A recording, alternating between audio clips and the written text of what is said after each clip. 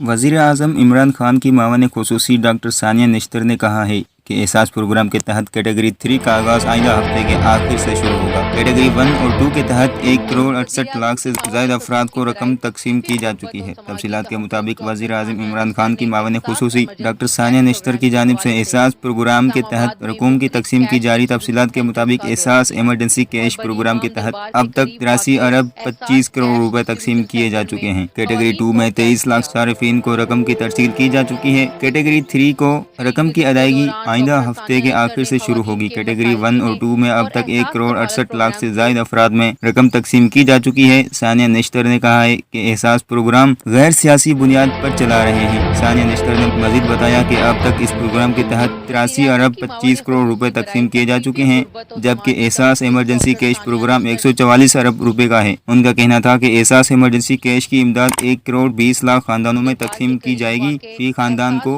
12,000 रुपए की रकम दी जाएगी। को कैश दिया।